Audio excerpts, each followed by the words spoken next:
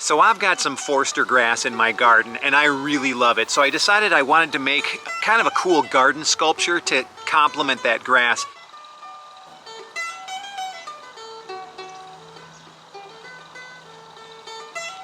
I made this thing behind me and I'm gonna walk you through how I did it.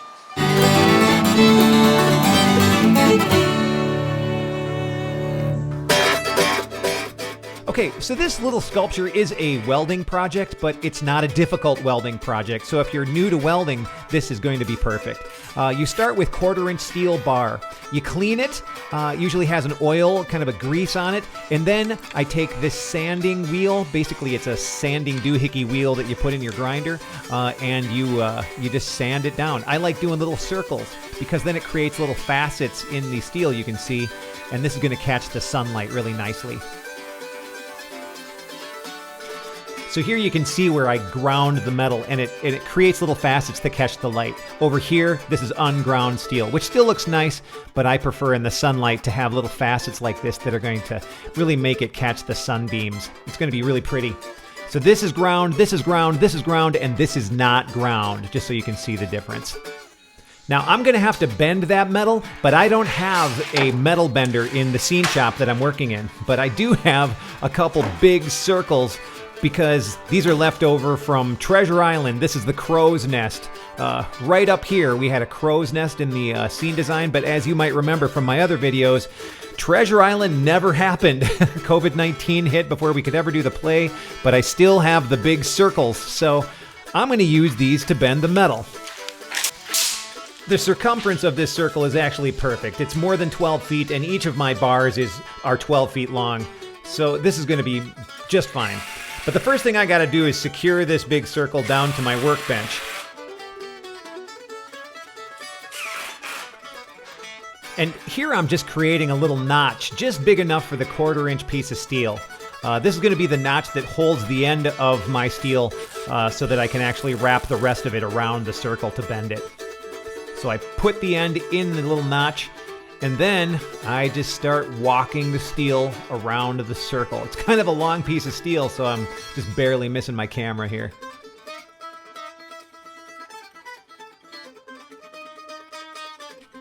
So obviously I'm putting the metal under some tension, so every foot or so I just sink a screw just to make sure that it's solidly against the circle as I go.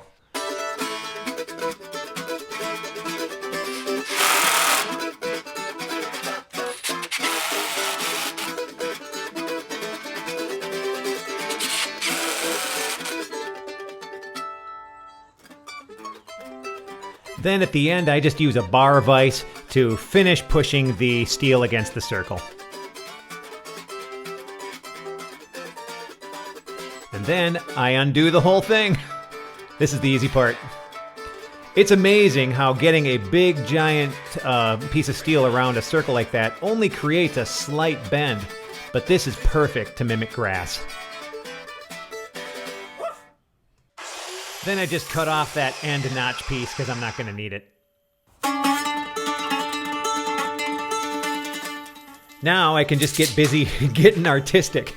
I've got a uniform curve and I can cut pieces from it that all have the same curve. So now I'm cutting stalks of grass and I'm having fun just sort of figuring out how I want to place them, how I want to mimic that Forster grass that I've got in my backyard. And if I need to create another little bend, I can just do that with the bench vise. And here I am just bending every inch, just one single piece, to have a little bit of a bigger curve than the other pieces. By the way, all of these are just really simple bending techniques, just to show that you can do some really cool stuff and you can do some really interesting metal bends without having a metal bender. Then it's on to making the seed pods, and then these are short, so I have to use a pliers to grind them down. As a matter of fact, it was better to just put them in my bench vise and use my my sanding grinder. But that's what they look like. They're just short and they're little, and these are just going to be on the ends of each stalk of grass.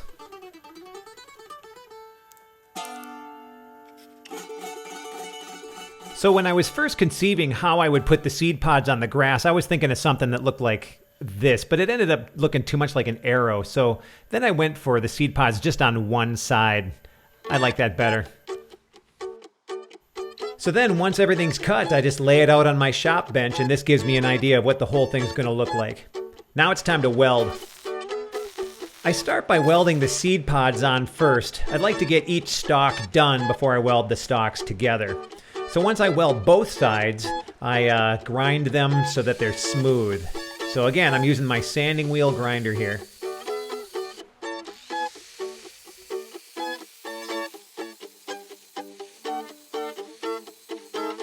When I'm done grinding, I get something that looks nice and shiny like this. So this is one stalk. I finished welding and grinding all my other stalks, so this is the last one that I have to place. And it goes right there. So this gives me a good view now of what it's going to look like when I weld all the stalks together.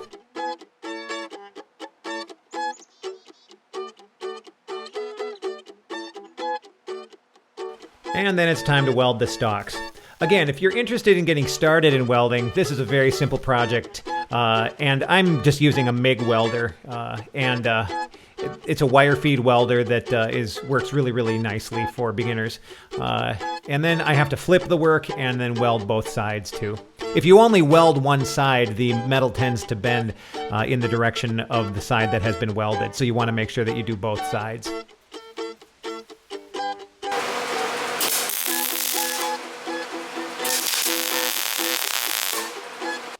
Once I've welded both sides, I get into the crevices with a detail grinder. By the way, if you're enjoying this video, why don't you consider liking it and subscribing to the channel. Now it's time to make the base so that the sculpture can actually stand up. By the way, I'm cutting steel here with just a grinder wheel saw.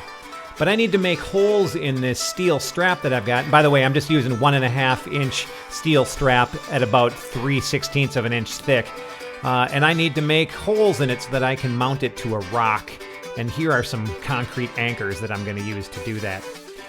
But once I've got that whole thing cut, and once I've got the holes made in it, I want to make sure that all of the edges are nice and smooth. So I'm going to use my grinder wheel again. And then I'm using the grinder wheel to make it pretty. This is that same sanding disc that I used at the beginning. And then I weld it to the piece. And now it looks pretty good. Not bad for a homemade garden ornament. Sometimes you just gotta make pretty things to make your life a little nicer. Now this thing's gonna be out in all 4 seasons in Minnesotan weather, so I'm gonna coat this thing a lot with this clear gloss enamel. And I did like 8 coats, so it's gonna be well protected. Hi everybody. Okay, so life happened, and I've had this made and done for about 8 weeks, but what I've been wanting to do is mount it onto a rock from my garden. So that's really all I have left to do. So my plan is to use these Tapcons. These are just concrete anchors for the bottom plate. I've made 4 little areas where I can screw this thing to the stone, and I have to make about an 1/8 inch hole in the rock here, 4 of them. So hopefully this will work. I think eventually though, I don't like that they're blue. I think I'm gonna paint them silver. So, and there is a run on spray paint right now at my local home store. So I'm hoping that I can dig some silver spray paint out of the shop here.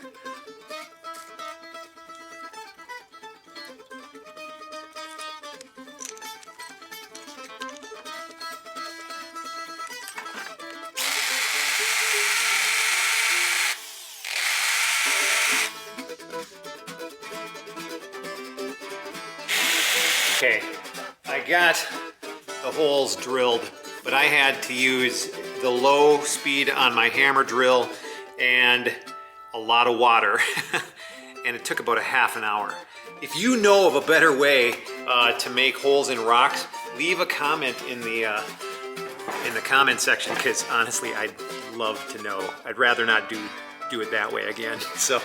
But this is what I had and this is what I did. So I think it'll work. I'm gonna test these anchors just to see if those things go in the holes now.